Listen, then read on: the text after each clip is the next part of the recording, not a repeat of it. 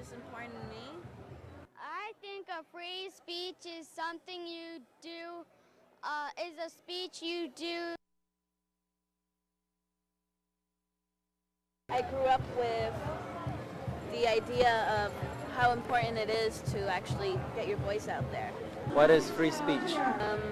Yeah, I wasn't born into, a place where you could actually talk about whatever you wanted. I watched Manhattan. And basically, it was a pretty hard life growing up as an immigrant. Neighborhood. Just, became something very important to me to try and get out there, maybe try and help other people.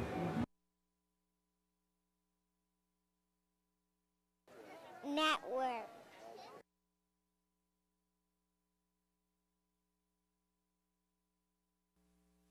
You have to understand one very important thing. The basis for the Israeli operations against Hamas in the occupied territories, the basis for the Israeli attacks on Lebanon and the tremendous humanitarian atrocities that are going on there, the basis for the U.S. support of this, the basis for the war in Iraq, the basis for the coming attack on Syria and Iran, all boils down to one thing. The 9/11 myth, the racist warmongering myth, spread without proof by the Bush administration that somehow Arabs and Muslims carried out 9/11. The truth, of course, is that the 9/11 attacks were a war provocation coming from the bowels of the CIA, the Pentagon, the NSA, the NSC, and so forth. So the peace movement has got to take up the cause of 9/11 truth. Otherwise, these wars will go on for the foreseeable future. The only way to get peace is through a strong policy of 9/11 truth.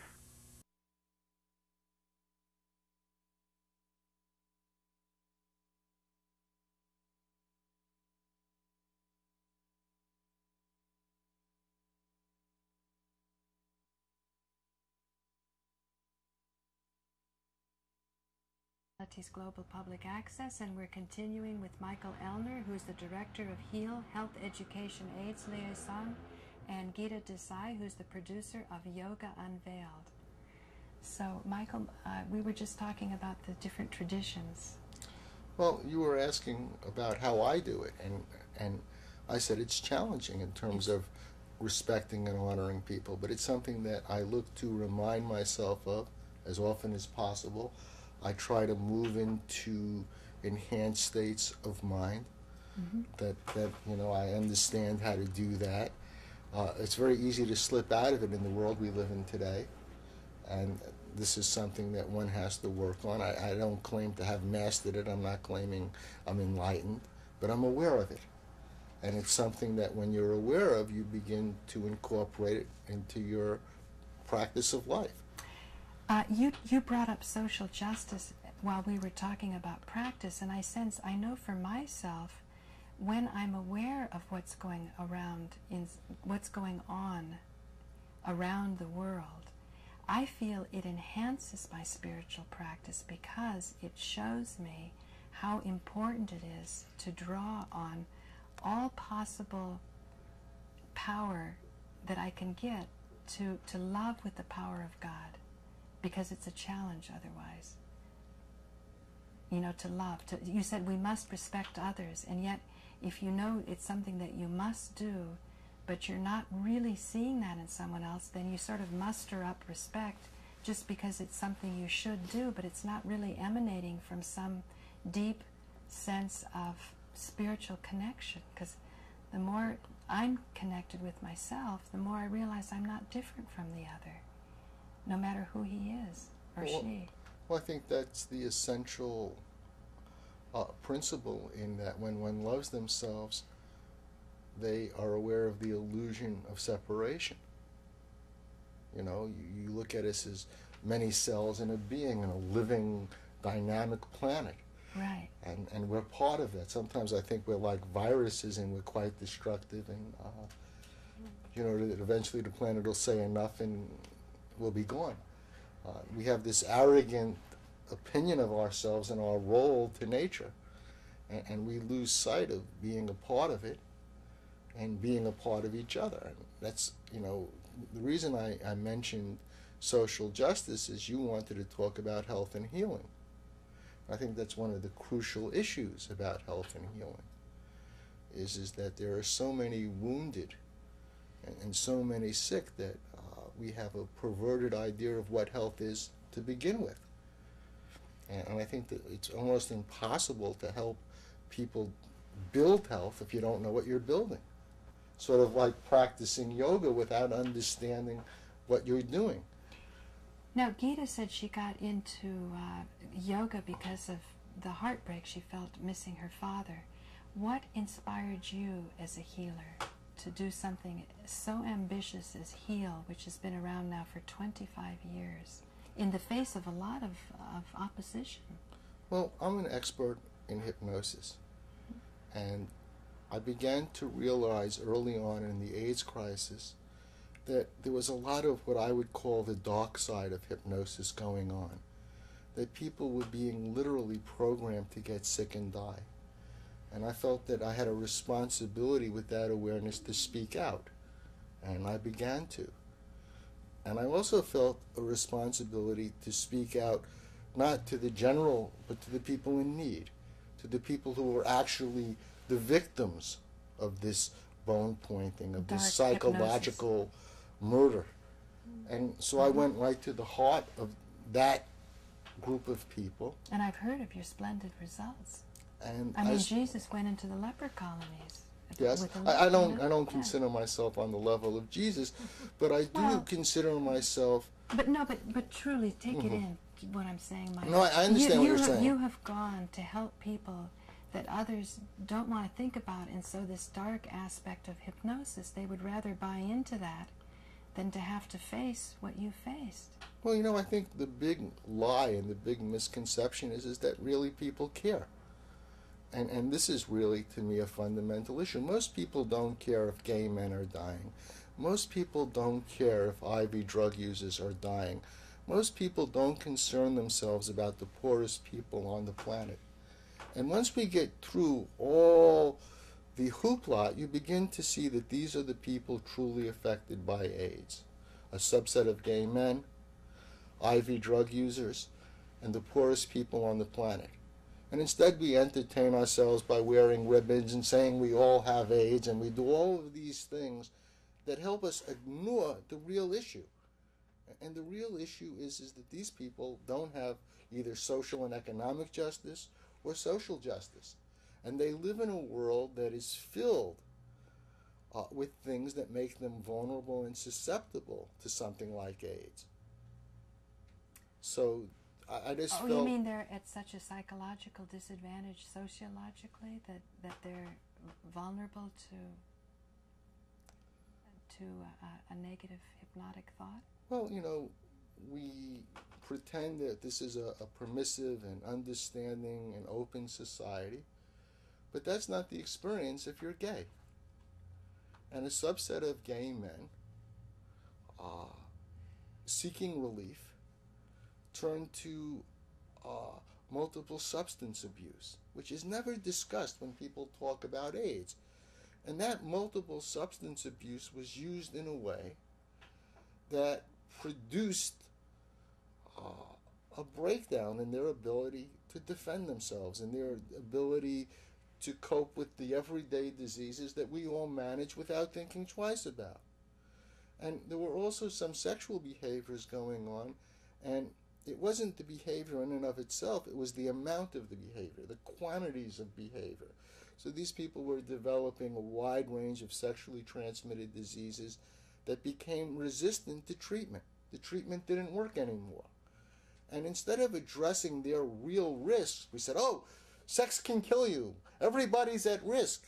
And we misrepresented the actual behaviors that caused these people to be at risk. In terms of the rest of the world, there's a great misrepresentation.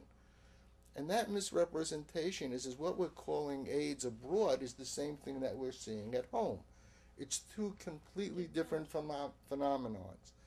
And as long as they're able to package it as the same thing, we will never meet the needs of these people in the developing countries. Can I interrupt there? Please. Because I was born and raised in Uganda, East Africa.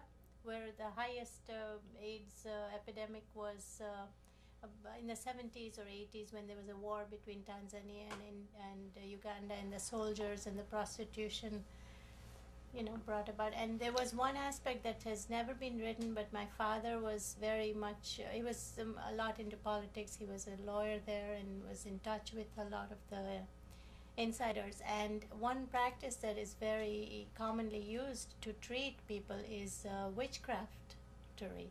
And they slit their, blood veins and, do all sorts of things with the same blades, from one person to another, to another, to another. And you never read about it in the health publications about how AIDS could have spread there. And, so as you said, it's put under one umbrella, and the treatment is under, the same as well. So it's very different here. Yes, you wouldn't recognize it. Yeah. I had an opportunity to spend some time in South Africa, and I met the president of South Africa's personal physician. We became friendly, and he took me and several other Westerners on a tour of the AIDS belt in South Africa. And no one would recognize what's devastating this country as what we describe as AIDS here. And really what's driving AIDS there is very harsh conditions, poverty that's extreme, unsanitary living conditions, poor hygiene, no water, bad water, dirty water. And recently we had a tsunami in Indonesia, and the first thing that the response was addressing was those three issues, because that's what was the biggest threat to these people, was dirty water, poor hygiene, and lack of food. Now, Africans have been dealing with this for centuries, and it's reached the point where we don't want to talk about it, but the conditions there now are worse than ever. And these conditions are what's driving AIDS in Africa, not sex. Right. In fact, the idea that it's sex is to me blatant population control. These people do not need condoms. What does this mean to our society if we're not considering the poorest and disenfranchised? Because my study of the most exalted levels of consciousness that human beings reach is such human beings realize everyone is just as valuable as everyone else. And these disenfranchised, impoverished people that, for whatever reason, we're too afraid to connect with, could actually hold the keys to our fullest personal and social development. Well, see, you must have found a lot of reward and satisfaction from your work healing some of these people. Well, these people heal themselves. I've never healed anyone. You assist them, yeah. I would you never inspire them. Well, let's just say I help them discover that hope is realistic, and I help them discover that they had the ability to do this. Nobody ever did it without an awareness that hope isn't a very powerful healing agent.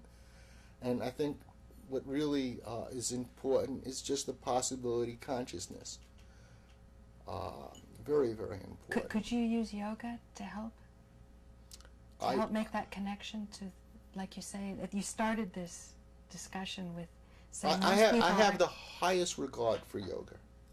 And in my opinion, if people could be led to practice it the way it's intended to be practiced, it would change the world. It would have an amazing impact, and rather quickly.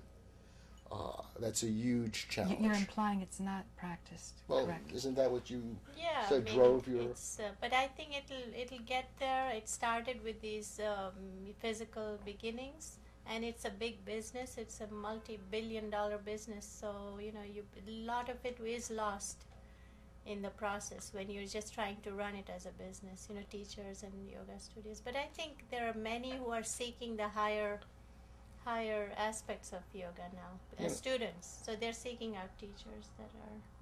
and I think there's this... You mean when you run it as a business, you don't want to challenge a student lest you lose that business?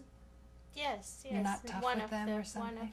and also taking them higher and higher, into the deeper studies and meditation and whatever it takes to really free the individual from all these maladies and Do you agree, Michael, illusions of that's why separateness. it's not practiced? Like you said, it could transform things rather Well, quickly. I was think- excited when you said that. I think what you said in terms of medicine applies to everything, and that is that many teachers are teaching on the basis of developing a dependency of the people they're teaching. And unless you're really devoted to creating a situation of liberation and independence, it's not within the scheme of how these people operate a business. Oh, you mean a person? In other Go words- on, Gita. Yeah, and the thing is, the most important thing that the teachers are missing is giving their students the appreciation for silence. Awareness, as you just said, comes only when you become silent. Your bad habits, your bad eating habits, your bad thoughts, everything that we have, or your good things. How do you listen to yourself or your voice or how do you observe? How do you become aware? Only in silence. And I think that's, America has to wake up to the supremacy of silence and, the importance of it, especially yoga teachers. And you mentioned earlier this idea that many scholars of yoga talk about people being asleep. And you could translate that to the West as saying people are in a trance, because it speaks to the same thing. And when you're in a trance, it's very easy to get absorbed in this terrible nightmare that we're all caught up in. And this nightmare is what really is keeping everyone down, is really profitable. And this is one of the key issues, is you see when people are entranced, when people are caught up in the nightmare, it's very easy to exploit them. When you're dealing with healthy people who are alert and awake, it's very difficult to exploit them. It's very, very difficult to send them off to war to kill other people. It's very difficult to allow nature to be destroyed for the sake of profits, because you're connected to nature. You're part of nature. So I think the big thing is we live in a world designed to keep people asleep. And the way things are set up is when you wake up, everybody rallies around to put you back to sleep, because it's very disturbing. It's so true. It's true. Do you think India is escaping this?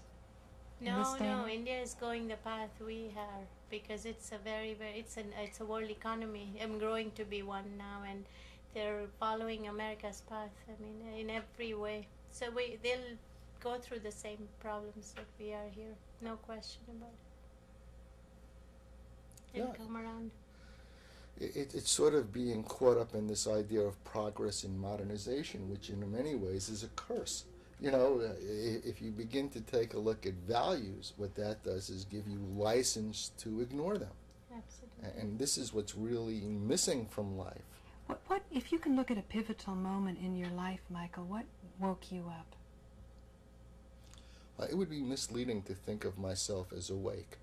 I've woken up in certain areas. And those areas was simply a just... pivotal moment, any pivotal moment. I began to realize how dangerous conventional medical practice was. What year was that, and what was the circumstance? I think I had hints of it my whole life, just in terms of loved ones dealing with medical doctors, dealing with the system. But between 1985 and 1990, I began spending lots and lots of time with people who were facing life-threatening illnesses and AIDS.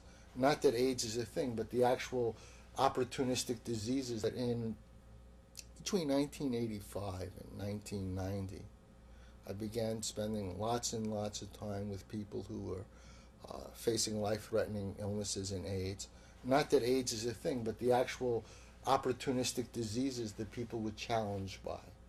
And I began to notice how they were treated, and it began to make me more and more confident that this practice was part of the problem, not part of the solution. And as I began to discover that, I found myself passionately learning about alternative ways of thinking about health and healing. Suddenly I was driven because I understood this wasn't working. This wasn't helping. And I began to realize something that's quite amazing, and that we miss it. Every day of our lives, it's right in front of us, but we continue to miss it. And that is we are designed to rebalance ourselves. We are designed to cope with a wide range of toxins. We are designed, really, to learn, to adapt, to change, to grow. And this is something, if you begin to appreciate it, excites you, and it gives you something to move towards. Not to move towards as a goal, but to move towards how you live your life. And so I would say the pivotal point was suddenly I realized that my entire belief system needed to be reconsidered. Now, there are still many things I believe that I'm not questioning. And, it's a matter of time and energy. But I believe our entire educations are about keeping us in this big sleep. Right. So sometimes you begin to think it's almost overwhelming. What can I believe? And really the answer is you have to begin to develop a confidence that you can trust yourself. And this can be overwhelming, and this can be very, very daunting. And there are areas in my life that I haven't developed that ability. But wherever I am able to learn something and then help other people look into it, because I don't want to change anybody's mind. I'm not interested. But how about their body if they have AIDS or they're suffering? You want to help that, don't you? Well, what I want to do is change the way people view responsibility. You see, as a hypnotist, I understand that words and concepts can be emotionally loaded in a way that people don't understand what's being said.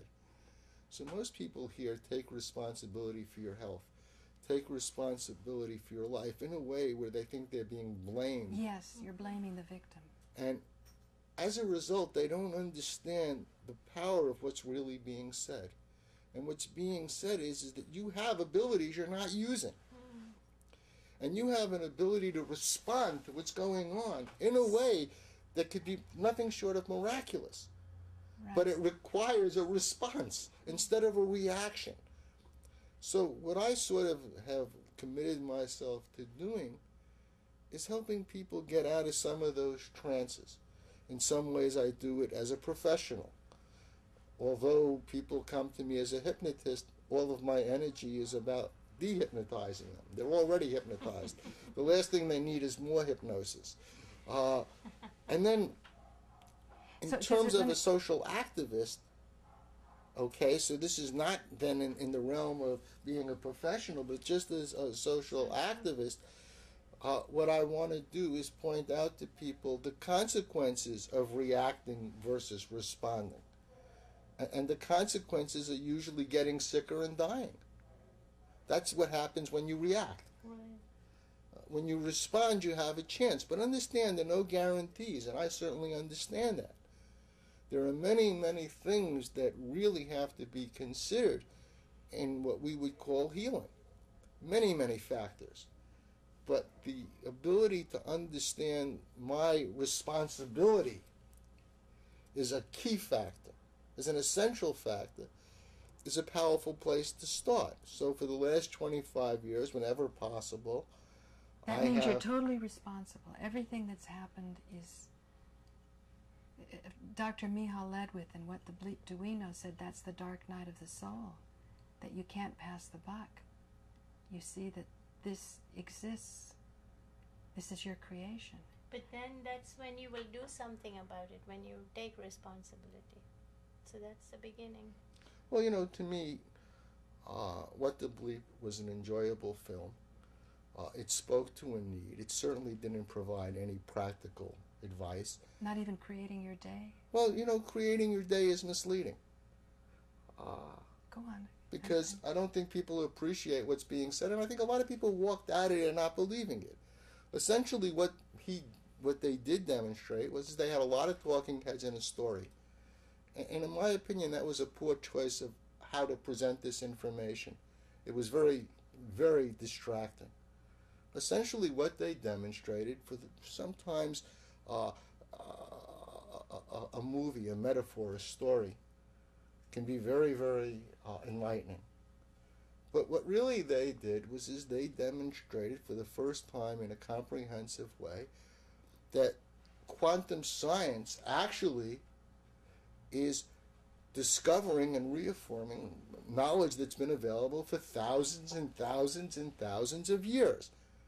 That for the first time, quantum scientists are saying our thoughts create or directly impact everybody's experience. But not the first time, since the 1920s when quantum mechanics showed that the experimenter affected the experiment. Well, you see, what I'm saying is that this was the first time it was in a form that was digestible to the masses. Right. You know, quantum focus, or rather quantum physics, when you talk about quantum physics, you're talking about a very isolated subgroup of scientists. Mm-hmm. And most scientists shun them. Very important thing.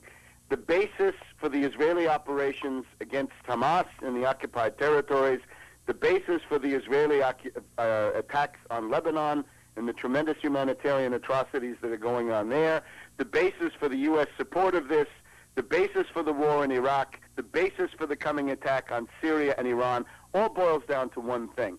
The 9/11 myth, the racist warmongering myth, spread without proof by the Bush administration that somehow Arabs and Muslims carried out 9/11. The truth, of course, is that the 9/11 attacks were a war provocation coming from the bowels of the CIA, the Pentagon, the NSA, the NSC, and so forth. So the peace movement has got to take up the cause of 9/11 truth. Otherwise, these wars will go on for the foreseeable future. The only way to get peace is through a strong policy of 9/11 truth.